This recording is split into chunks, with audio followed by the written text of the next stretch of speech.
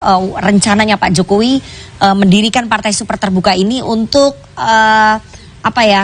mengganti partai-partai konvensional. Berarti PD Perjuangan dianggap konvensional.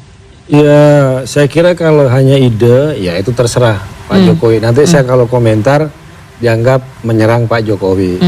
Tapi kan kenapa Anda bertanya kepada PDI Perjuangan? Bukankah anak bungsu dia juga ketua umum sebuah partai yang konvensional? Bukankah menantu dia masuk sebuah partai yang konvensional? Tinggal yang sulung aja yang belum menentukan kemana partainya kan.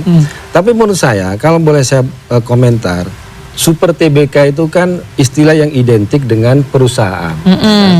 Nah ini menarik menurut saya, kenapa Pak Jokowi membuat sebuah istilah yang bisa didekatkan dengan perusahaan. Padahal perusahaan itu tujuannya adalah mencari profit. Untung. Ya. Partai tidak. Kalau mau bicara soal anggota, kenapa bukan koperasi? Kenapa harus pakai yang namanya Super TBK? Nah kemudian kalau bicara soal Super TBK, mana ada yang namanya perusahaan Super TBK itu tidak ada yang tidak dimiliki oleh orang yang punya yang namanya saham mayoritas.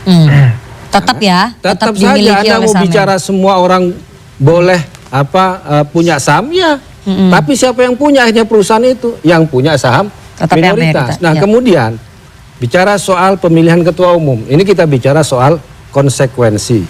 Kalau kita mengenal di undang-undang politik kita, ya baik yang tahun 2008 atau yang sudah direvisi tahun 2011, terkait dengan pemilihan ketua umum itu kan berdasarkan ADART. Nah di situ bagaimana ADART itu mengatur? Selama ini kan ada yang sistem langsung, tapi sistemnya adalah keterwakilan atau yang disebut dengan pemilihan keterwakilan, tapi biasanya itu langsung adalah musyawarah mufakat.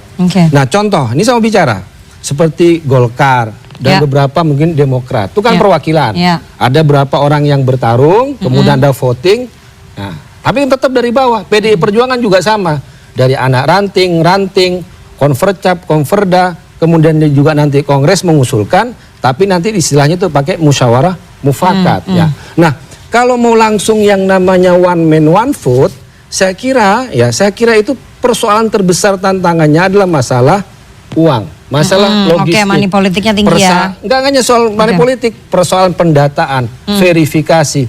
Yang bisa saat ini untuk one man one vote itu hanya negara. Ya pemilihan pilpres langsung, kemudian pilkada langsung. Kenapa?